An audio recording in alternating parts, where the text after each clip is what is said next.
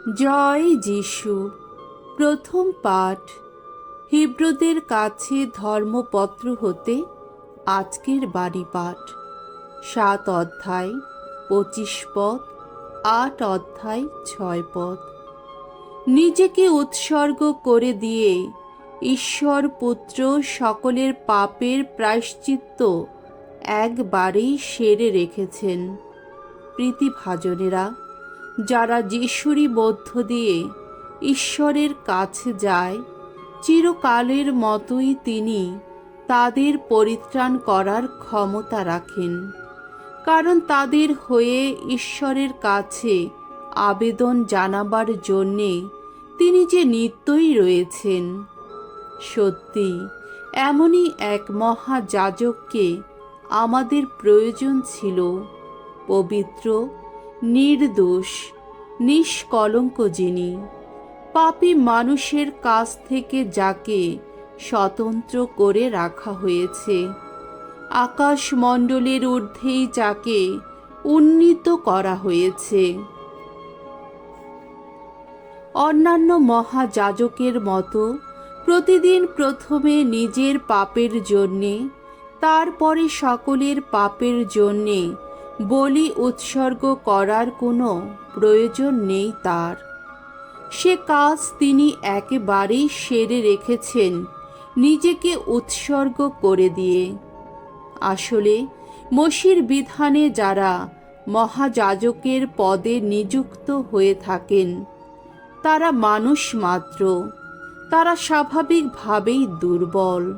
কিন্তু ঈশ্বরের সেই শপথ বাণী বিধান প্রচলিত হওয়ার পরেই যা উচ্চারিত হয়েছিল, সেই শপথ বাণীতে মহাযাজকের পদে নিযুক্ত হয়েছেন যিনি, তিনি সেই স্বয়ং পুত্র, যাকে পূর্ণতায় মণ্ডিত করা হয়েছে চিরকালের মতোই।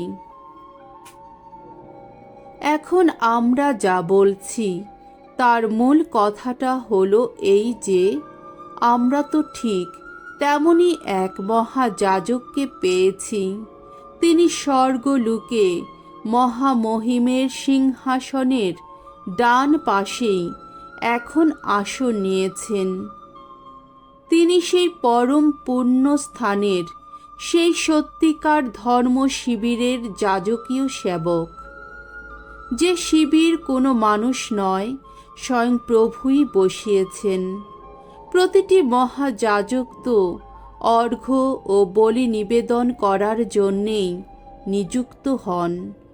তাই আমাদের সেই মহাযাজকের পক্ষেও উৎসর্গ করার মতো কিছু থাকা প্রয়োজন।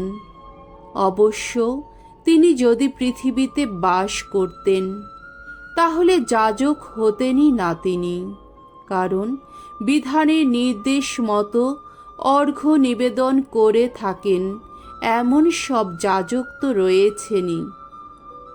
যে পুণ্যস্থানে তারা উপাসনার কাজ করেন, তা তো সেই স্বর্গীয় পুণ্যস্থানের প্রতিচ্ছবি, তার প্রতিচ্ছায়া মাত্র।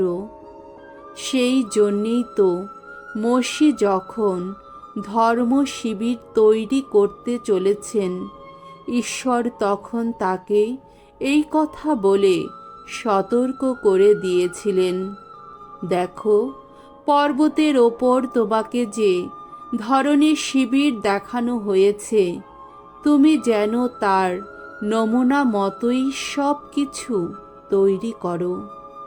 প্রভুর বাণী। ঈশ্বরকে ধন্যবাদ। শাম সঙ্গীত 40 অধ্যায় 8 থেকে 9 পদ এবং 16 পদ। তোমার ইচ্ছা পূর্ণ করতেই এসেছি। বলিদান বা ফসলি নৈবেদ্য কখনো চাওনি তুমি। পূর্ণ হতি প্রায়শ্চিত্তের পশু বলি, তেমন কোনো কিছু দাবিও করনি। বরং আমায় দিয়েছ তোমার বাণী শ্রবণের শক্তি। তাই আমিও বলেছি, এই যে এসেছি আমি।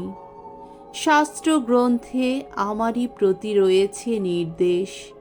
হে আমার ঈশ্বর, তোমার ইচ্ছা পূর্ণ করতেই চাই আমি। আহা, তোমার বিধান রয়েছে আমার হৃদয় গভীরে। তুমি যে ধর্মময় মহাসমাবেশে ওগো সে বাণী ঘোষণা করেছি আমি। দেখো, নীরব রাখিনি আমার ওষ্ঠাধর।